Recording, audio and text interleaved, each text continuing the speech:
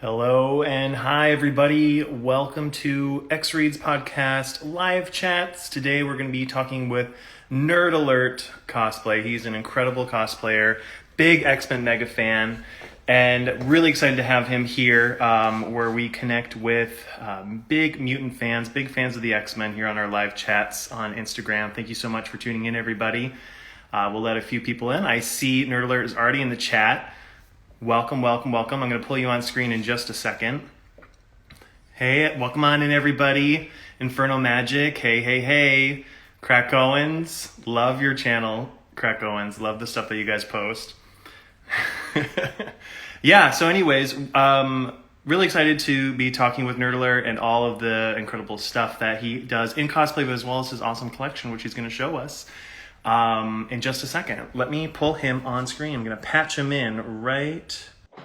Hey, how you doing? Welcome on in. Good to be here. Yeah, I'm well. Thank you so much. It's a pleasure to meet you. I haven't met you before, but it's nice to meet you over Instagram. Thank you, everybody, for tuning in. Now, do you like to go by Nerd Alert or Jason? You can call me Jason. All right, Jason. Yeah. Cool, Jason. Awesome. Well, first of all, I want to know, what got you into cosplay? Why are you so passionate about it? And you obviously dedicate a lot of hours to this. Yes, a lot of hours. Although I'm very happily taking a break right now, to get my energy back. What got me into cosplay? I would say, like a lot of cosplayers, just Halloween. Halloween was the best time of the year, and I used to start making costumes months in advance. And then I wore one of my Halloween costumes to a comic book convention and had so much fun that I was like, I get to do this year round now. Like, this is it. Yeah, absolutely. I love to cosplay too when cons are happening. I'm not as pro as you. You obviously spent a lot of time and effort on your cosplays. I'm pretty casual. I think the last time I cosplayed, I was Peter B. Parker. So it was sweatpants and Yeah. and the big appreciated Slurpee. that look. Yeah, it I was noticed very that good. we're rocking the Yeah, Sinister shirts. Love it. yeah, absolutely. Yeah, I got the mine. memo. I got mine from X-Men fan T-shirts or Serge Torres Yeah. on T Public. Where's yours from? Uh, this was a gift from a friend. He's probably not on now, but yeah, someone sent it to me. Nice. I love Yeah. it. Yeah, so why Sinister? Sinister seems to be your signature look. It's your avatar that you use, and it's obviously an incredible cosplay. So why Sinister? Sinister's amazing. He's like, a glam rock 80s vampire. So what got me really into comics was the whole Summers storyline, like as complicated as that is, and Cable was like my favorite X-Men for so long, and just any story that ties through Cable and everything about him, from Madeline Pryor to Cyclops and Jean, and all of that complex storytelling. Sinister was kind of the mastermind behind that, and I just love that he's always working in the background. He was so impressive in the cartoon. Like when he debuted on the cartoon, it was just, we'd never seen anything like that on screen before. Yeah, he's fun. I love the kind of scary, powerful Sinister from the early comics, but I really like what they're doing with him now. He's such a fun character now in the books. Oh yeah. Hellions is like my favorite book that's out right now. It's the one I look forward to the most, mostly because of him. The fact that he got his own team is crazy. Oh yeah. No, I love it, and the way that he's being written right now by Zeb Wells is hilarious. Yeah. It's hilarious. We have a question in the chat. Are you going to do Mojo? Oh my God. No. That would be an interesting build. I think I would build it and just have it sitting there. Like, I wouldn't want to be inside of it. But no. My next big, if I were to make something really big from X-Men, I'm really leaning towards Nimrod. The most recent Build-A-Figure, not Build-A-Figure, but the most recent Marvel Legends figure is so inspiring. Oh, yeah. Like, I just want to be that giant white triangle robot. That would be awesome. Yeah, there's so many cosplays out there that would be way too fun to do. I mean, I don't even know where to begin. Of X-Men, I would just like to start with Cyclops. I mean, why not? Yeah. Awesome. Well, talk us through what you got behind you. There's a lot of X-Men legends. Speaking of legends, I see a lot of legends behind you. Yeah. What's going on back there? This is one of my two shelves. I think I can, hold on. I have this on a rack. Let me take it off and see if we can take a tour here. Yeah, let's do a tour. Okay. Woo. So, you can see the whole shelf here. This is one of two shelves. I would call this my heroes shelf, and the other one is the villains one. Nice. But I try to be really particular about the themes of the shelves and keeping it really organized. So this is obviously X Factor and X Force. We're almost complete here. We really need Hasbro to give us just a few more, but I'll show off some of the customs. So a lot of people have that Wolfsbane custom that's made from Jean Grey. I have my famous cannonball legs that a lot of people did. Jealous of those legs. So much better. The Paladin figure works so well. Yeah, and then we have probably Richter. We need Richter, we need Feral, and we need Domino. Come on. Yeah, come on. So then this is, the iconic 90s X-Men. What's in here? I had to change Scott's feet because everyone knows those horrible Legends tiny feet. Yes. And Jubilee has a custom head there. I like cool. So those glasses are awesome. Are they sculpted on? No, it's it's basically the extra head that came with them. Oh yeah. Yeah. And then my newest addition is I got my Moira back there. Love it. Sitting next to Professor X. And we got Age of Apocalypse. We really need that second wave too.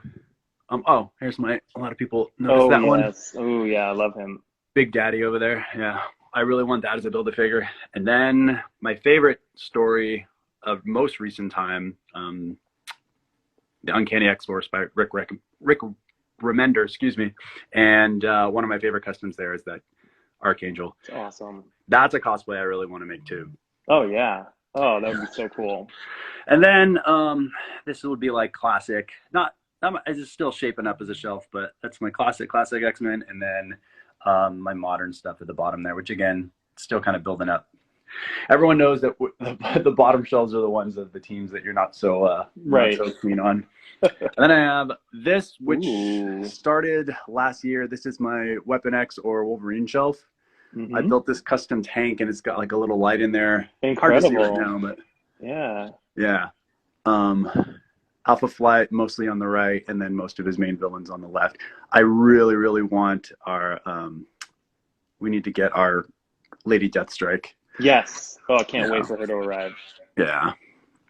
And then this is kind of my favorite villains altogether. So Onslaught, big Onslaught fan, big Apocalypse fan, and Strife. This is basically like a run through of my cosplays here. But I see you have the old Sinister, not the Hasbro.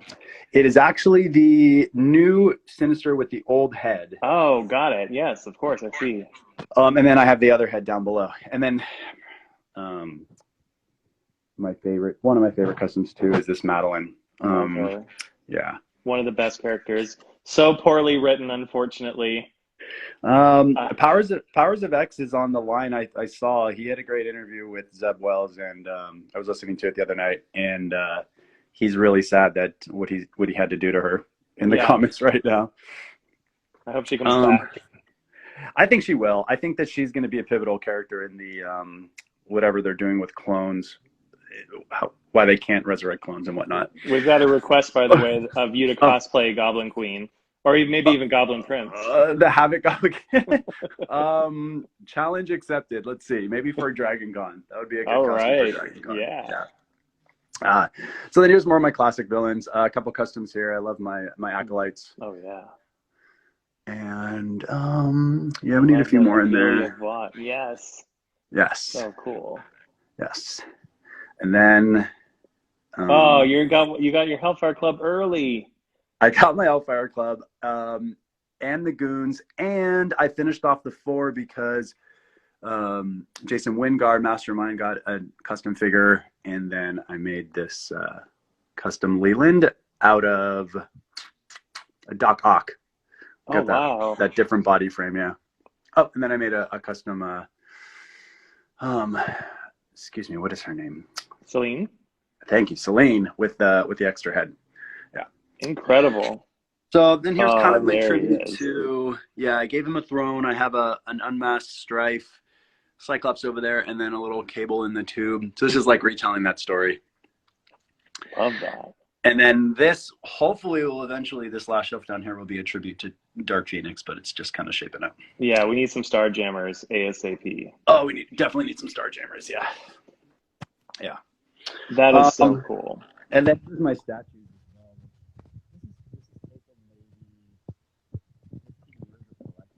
I think you might be covering up your mic. There we go. You hear me now? No, yeah. Yeah. This is maybe like 15 years of collecting these statues, and as you can tell, some of them, they're not even around anymore. You'll never find these for sale again. That's Sinister, which is, God, my holy grail. He shows up on eBay every once in a while, but the prices are just ridiculous. Wow.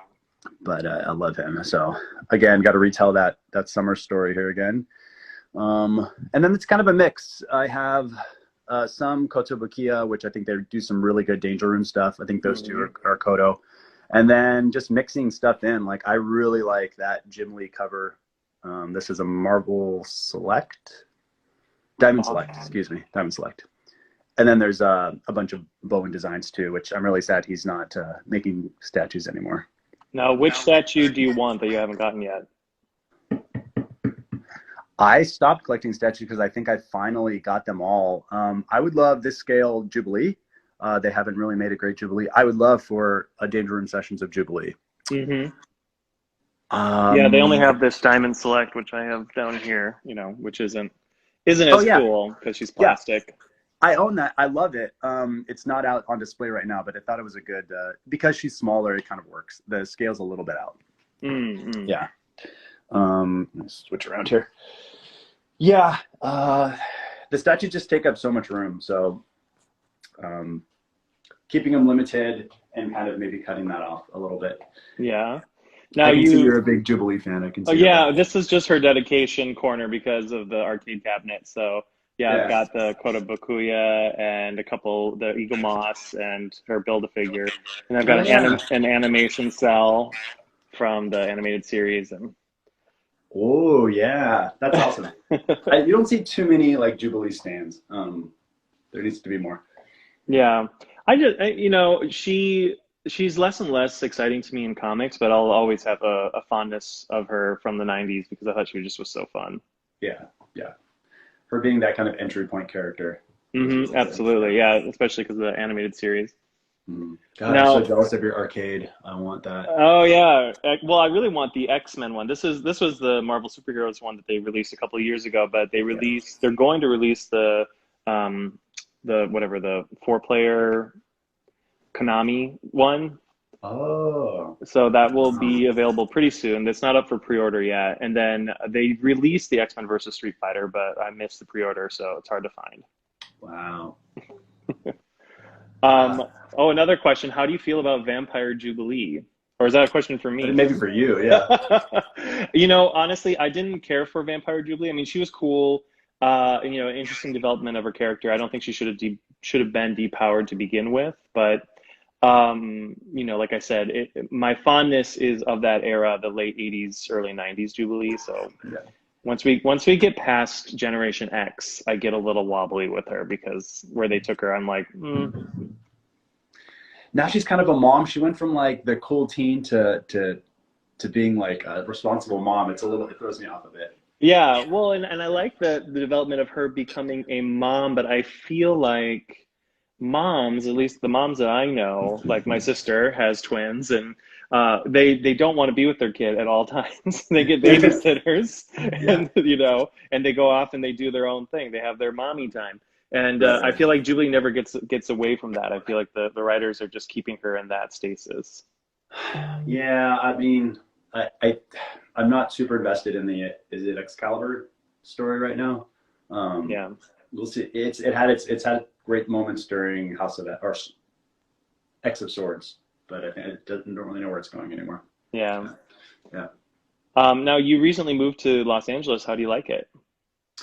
I love it. Can't beat the weather. I came from San Francisco, so not too far from here, but it can't beat the weather, and I feel like I'm settling in really well.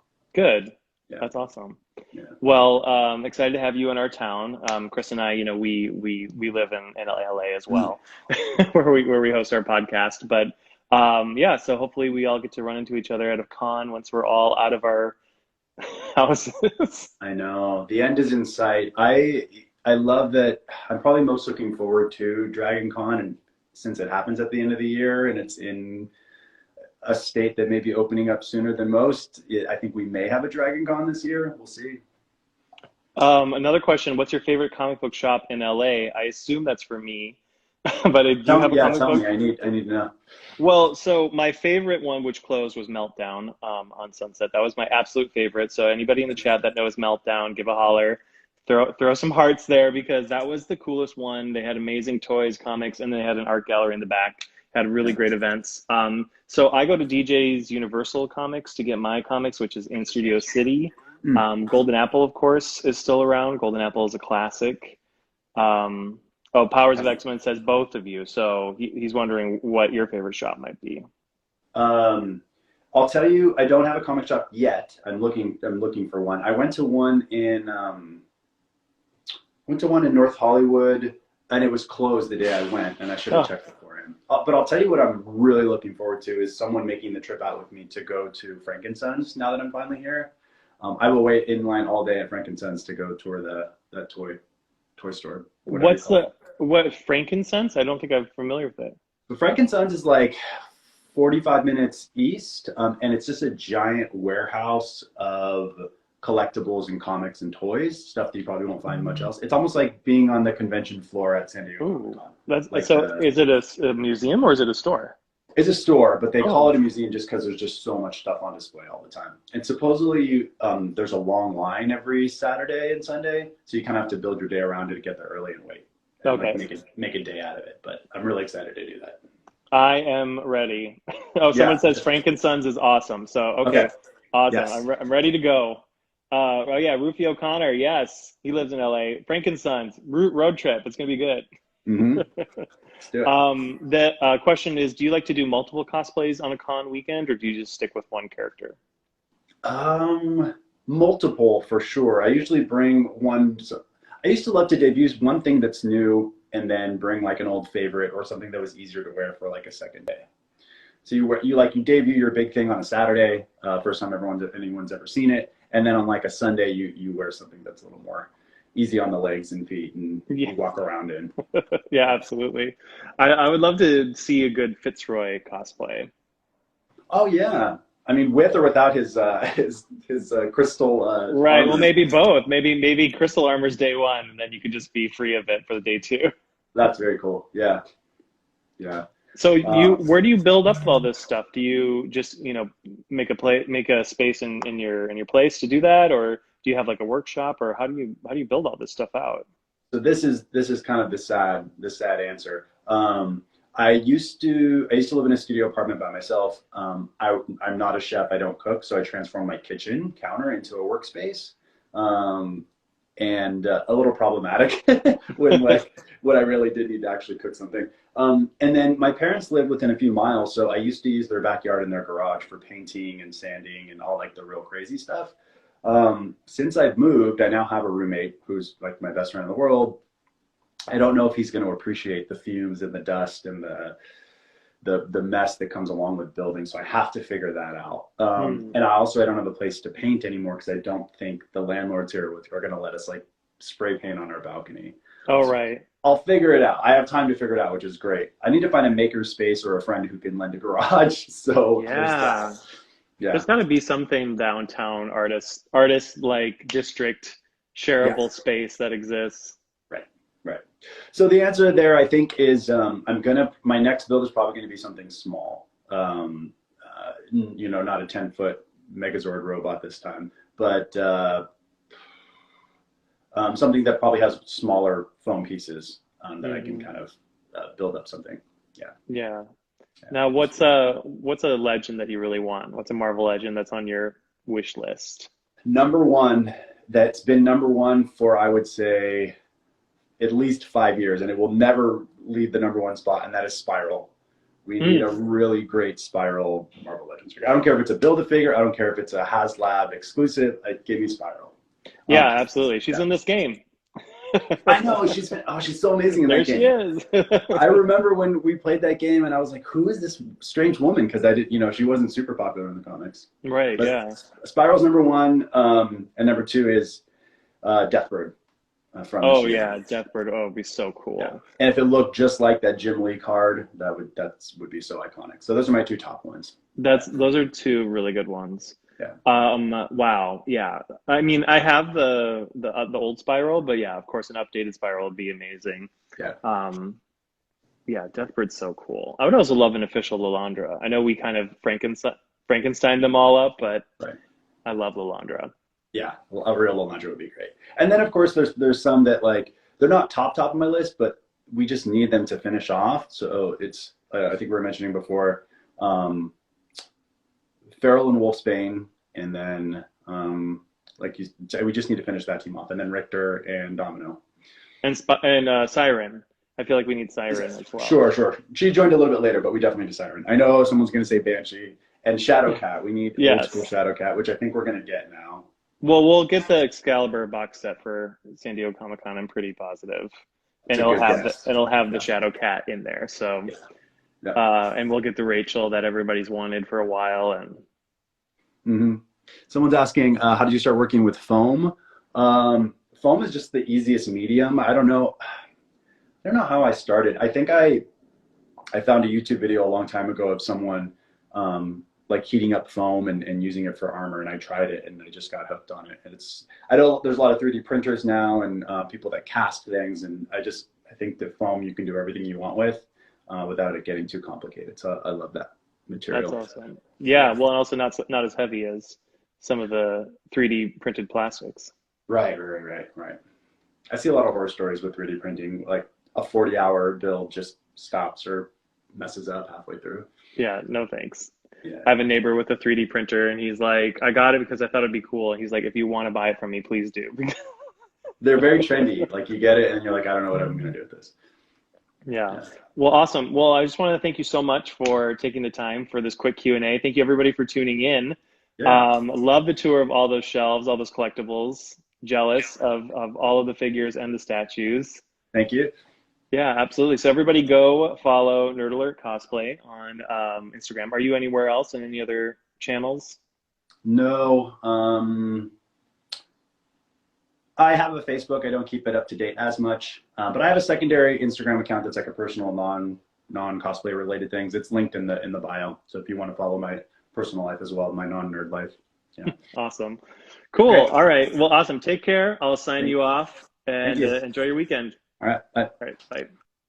All right, guys. Thank you again so much for tuning in for our X Reads chat with Nerd Alert Cosplay. Make sure you go follow them on Instagram and make sure you subscribe and listen to our podcast where we cover vintage X-Men comics and have really cool guests. Recently, Ann Nesenti, Fabian Nicieza, Kari Walgren, and so many more. So everybody have a wonderful weekend. Take care, and we'll see you next time. Bye.